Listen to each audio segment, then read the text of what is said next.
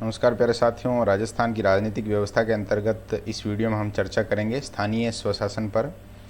यानी कि राजस्थान में जो ग्रामीण स्थानीय स्वशासन की व्यवस्था है या पंचायती राज हैं, उसका जो विकास क्रम है और वर्तमान में जो स्थिति है वो हम इस वीडियो में डिस्कस करेंगे। सबसे पहले बात करते हैं ग्रामीण जो स्थानीय शासन है उसके बारे में।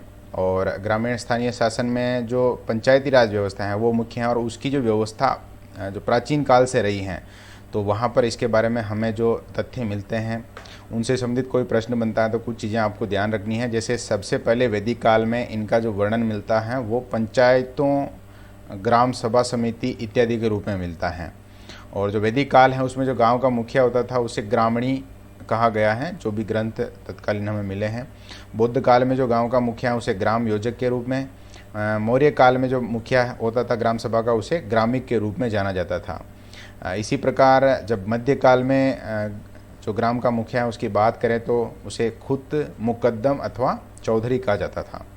इसी प्रकार आधुनिक काल में अगर बात करें तो बीकानेर एक ऐसी जो पहली देशी रियासत है जहां पर 1928 में ग्राम पंचायत अधिनियम पारित किया गया था और ग्राम पंचायतों को वैधानिक दर्जा दिया गया था। तो ये अगर यहाँ से प्रश्न बनता है कि भाई आधुनिक काल में राजस्थान में कौन सी रियासत है जिसने जो संस्थाएं हैं जो ग्राम पंचायत आदि और उनको वैधानिक दर्जा दिया था, तो बीकानेर है। और भारत का जो संविधान है आज़ादी के बाद, संविधान में भी इन चीज़ों को शामिल करना जरूरी था। तो संविधान में नीति निर्देशक तत्वों के अंतर्गत अनुच्छेद 40 में पंचायतों का उल्लेख किया गया है, पंचायती राज व्यवस्था का उल्लेख किया गया था।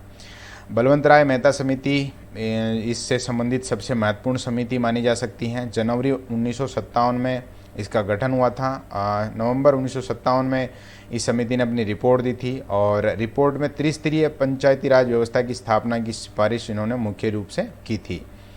और इनकी सिफारिश के आधार पर ही तत्कालीन जो केंद्र सरकार थी, तत्कालीन प्रधानमंत्री जवाहरलाल नेहरू द्वारा उद्घाटन किया गया था 2 अक्टूबर 1959 को नागौर जिले के बगदरी गांव में जो पंचायती राज व्यवस्था है उसका उद्घाटन किया गया था। यहाँ से प्रश्न बनने की संभावना रहती है। याद रखना है 2 अक्टूबर 1959, जिला याद रखना है नागौर और स्थान यदि पूछा जाए तो बगदरी गांव।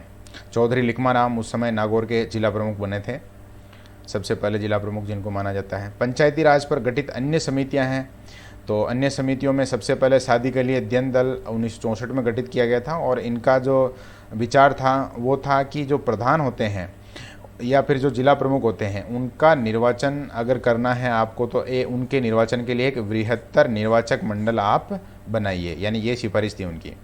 इसी प्रकार गिरधारी लाल व्यास समिति 1973 में गठित हुई थी और इनकी जो मुख्य सिफारिश हैं वो हैं ग्राम सेवक अथवा सचिव की नियुक्ति करना, जो पंचायतें हैं उनमें ग्राम सेवक अथवा सचिव की नियुक्ति करना, और पर्याप्त वित्तीय संसाधन जो पंचायतें हैं, जो स्थानीय स्वशासन की संस्थाएं हैं उनको प्रदान किए जाने की सिफारिश उन्होंने की थी।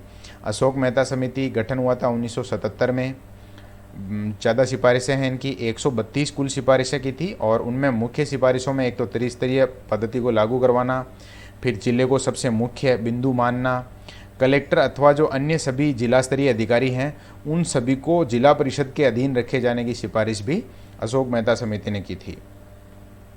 अशोक मेहता समिति के बाद जीवी की राव समिति गठित हुई थी 1985 में और इनकी जो सिफारिशें हैं उनमें सबसे मुख्य सिफारिश थी कि भाई सर्वाधिक महत्वपूर्ण स्थान है वो जिला स्तरीय निकाय को दिया जाना चाहिए, जैसे जिला परिषद है उसे।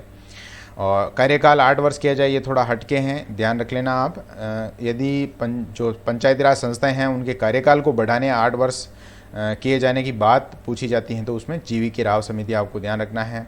राज्य वित्त आयोग का गठन किया जाए, ये सिफारिश भी जीवी की राव समिति की थी जो कि 1985 में गठित की गई थी। LM सिंघवी लक्ष्मीमल सिंघवी समिति 1986 में, और मुख्य सिफारिश थी वो थी पंचायती राज संस्थाओं को संवैधानिक रूप से मान्यता दी जाए।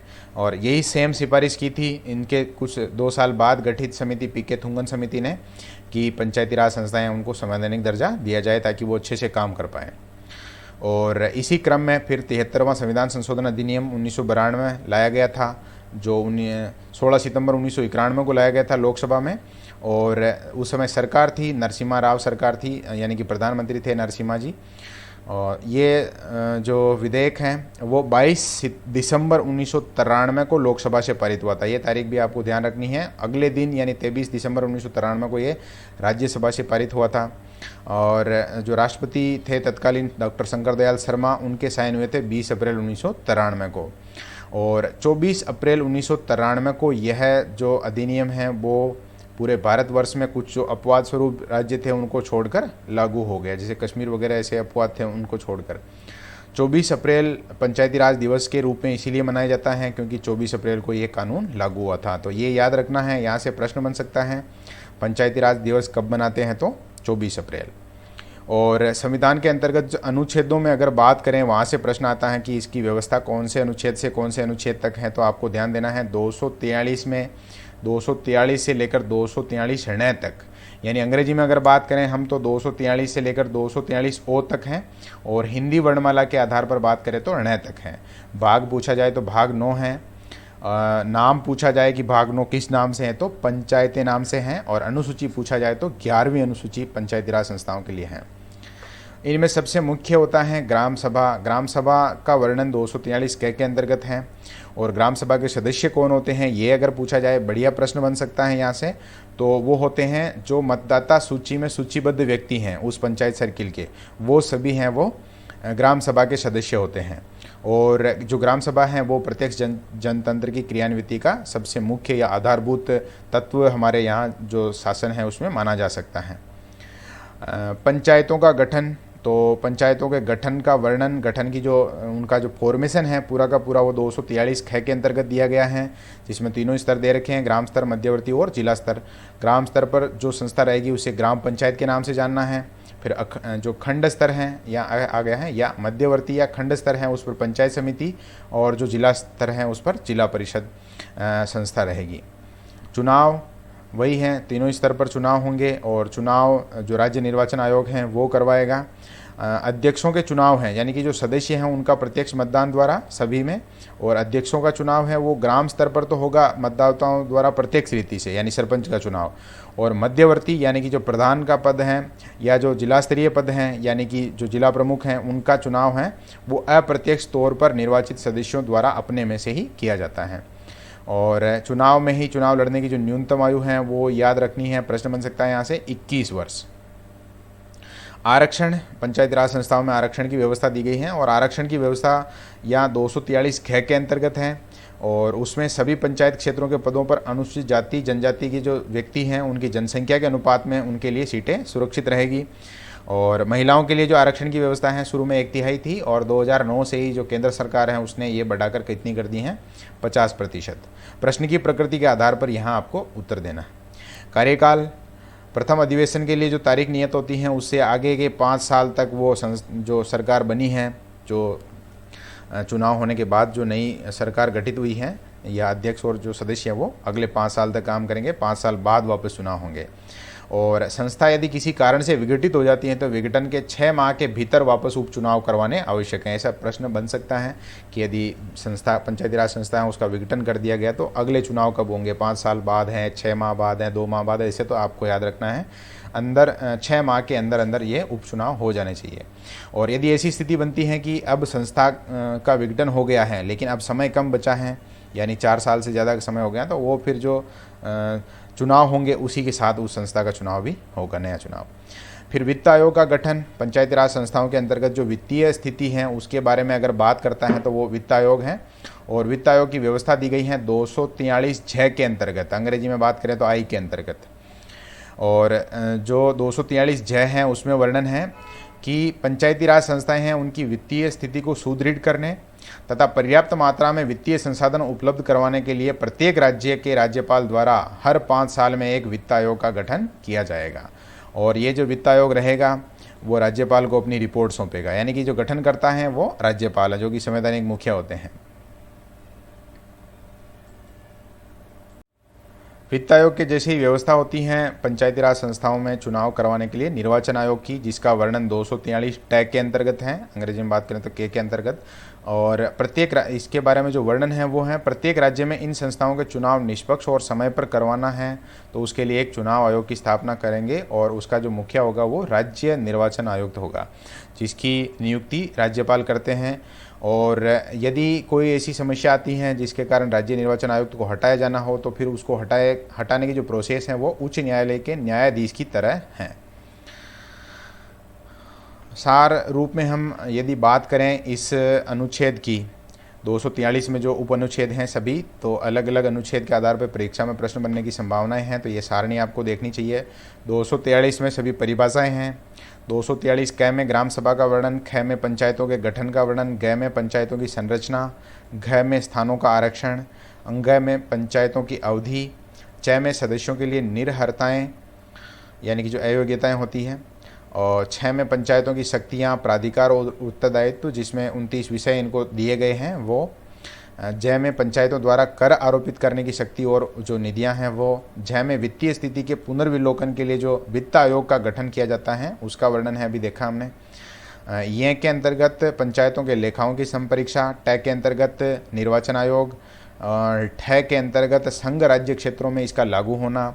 कुछ भाग ऐसे हैं जहां लागू नहीं होता है, तो उसके लिए ड में व्यवस्था है। ढ में विद्यमान विधियों और पंचायतों का बने रहना, और ण के अंतर्गत है निर्वाचन संबंधी जो मामले हैं उनमें न्यायालयों के हस्तक्षेप का वर्जन। एक बार वापस आप रिवाइज कर सकते हैं वीडियो को बैक करके। संस्थाओं की संख्यात्मक स्थिति, तो अभी जो पुनर्गठन हुआ था 2019 में, इसके लिए एक अलग से व्यवस्था की गई थी सरकार द्वारा, तो ये मैंने दैनिक भास्कर से लिया है आंकड़ा। यदि वो कंप्लीट हो जाता है जो पुनर्गठन वाला सिस्टम है, तो 11,152 ग्राम पंचायतें हो जाएगी, पंचायत समितियां हो जाएगी 343, और जिला परिषद 33 है। जुलाई 2019 तक जो आंकड़े हैं ऑफिशियल वेबसाइट पर वो हैं, ग्राम पंचायतें हैं 9,892, पंचायत समितियां हैं 295। तो ये संख्यात्मक आंकड़े आपको ध्यान रखने हैं, कभी कभी ऐसे परीक्षा में पूछ लिया जाता है। फिर बात करते हैं जो तीनों स्तर हैं उन पर उनके जो अध्यक्ष होते हैं उनकी क्या स्थिति है, और अध्यक्ष जो उनका निर्वाचन किस प्रकार से होता है, या फिर वो जो त्याग पत्र देते हैं, यदि ऐसी स्थिति बनती है त्याग पत्र देने की, तो वो किसे देते हैं, या जो सरकारी अधिकारी होते हैं, प्रशासनिक अधिकारी होते हैं, वो अलग अलग स्तर पर कौन अधिकारी होते हैं। तो सबसे पहले ग्राम पंचायत स्तर पर बात करते हैं। ग्राम पंचायत में जो मुखिया होते हैं वो होते हैं सरपंच। निर्वाचन का तरीका प्रत्यक्ष है। कुल 6 यहाँ हम पढ़ रहे हैं तीनों स्तरों पर, जैसे सरपंच, उप सरपंच है, प्रधान, उप प्रधान, जिला प्रमुख, उप जिला प्रमुख, तो उनमें केवल एकमात्र मुखिया सरपंच ही होता है जिसका जो निर्वाचन है वो प्रत्यक्ष रूप से होता है। बाकी 5 अन्य हैं उनका निर्वाचन जो सदस्य होते हैं वो अपने में से ही करते हैं अप्रत्यक्ष रूप से। सरपंच यदि त्याग पत्र की बात करें तो विकास अधिकारी को देते हैं। उप सरपंच का चुनाव अप्रत्यक्ष रूप से होता है और त्याग पत्र ये भी विकास अधिकारी को देते हैं। यहाँ बहुत सी जगह कन्फ्यूजन रहता है, जैसे प्रधान है वो जिला प्रमुख को देंगे लेकिन उप प्रधान है वो प्रधान को देंगे, तो यहाँ थोड़ा ध्यान रखना है। ऐसे हो सकता है प्रश्न में जैसे उप सरपंच किसे त्याग पत्र देते हैं और पहला ऑप्शन आ गया सरपंच, तो कहीं गलत न कर बैठे आप, ध्यान रखें विकास अधिकारी को, सरपंच और उप सरपंच।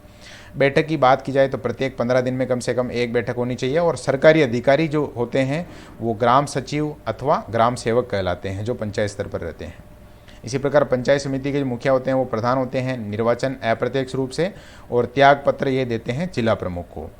उप प्रधान अप्रत्यक्ष निर्वाचन होता है इनका, और त्याग पत्र ये प्रधान को देते हैं। यहाँ थोड़ा ध्यान देना है आपको, जो प्रधान है वो जिला प्रमुख को और उप प्रधान है वो प्रधान को देते हैं।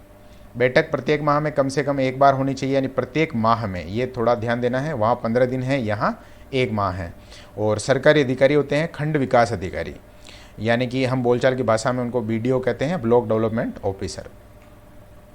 जिला परिषद में सबसे जो मुख्य होता है वो होते हैं जिला प्रमुख, और निर्वाचन होता है इनका अप्रत्यक्ष रूप से। जो सदस्य होते हैं जिला परिषद सदस्य होते हैं उनमें से ही एक व्यक्ति हैं वो, एक सदस्य वो जिला प्रमुख बनता है। त्याग पत्र की यदि बात करें तो वो संभागीय आयुक्त को देते हैं, यानी जिला प्रमुख त्याग पत्र किसे देगा तो संभागीय आयुक्त को। उप जिला प्रमुख निर्वाचन अप्रत्यक्ष रूप से होता है, और त्याग पत्र किसे देते हैं तो जिला प्रमुख को त्याग पत्र देते हैं। बैठक 3 माह में होनी चाहिए। एक बैठक के बीच में गैप, मतलब 2 बैठकें हैं उनके बीच में अधिकतम गैप हो सकता है 3 माह का। और सरकारी अधिकारी कौन होते हैं मुख्य, तो मुख्य कार्यकारी अधिकारी, जो जिला परिषद हैं वहाँ पर मुख्य कार्यकारी अधिकारी यहाँ के सरकारी अधिकारी होते हैं मुख्य, और अंग्रेजी में या बोलचाल में हम उसको CEO कहते हैं, चीफ एग्जीक्यूटिव ऑफिसर। इस प्रकार ये जो अपना पंचायती राज वाला टॉपिक है उसके सभी महत्वपूर्ण बिंदु मैंने इस वीडियो में शामिल करने का प्रयास किया है। मैं उम्मीद करता हूँ आप बहुत अच्छे से इसे समझेंगे। और यदि कुछ चीज़ें समझ में नहीं आती हैं, जैसे जो अनुच्छेद हैं उनमें विद्यार्थियों की शिकायत रहती है कि ये याद नहीं होते हैं, तो आप कोई ट्रिक वगैरह बना सकते हैं अपने से ही, अपने मन से, तो वो बनाएं और नोट्स ज़रूर बनाएं और बार बार रिवाइज करें, तो निश्चित रूप से ये आपको याद हो जाएंगे। ओके, धन्यवाद।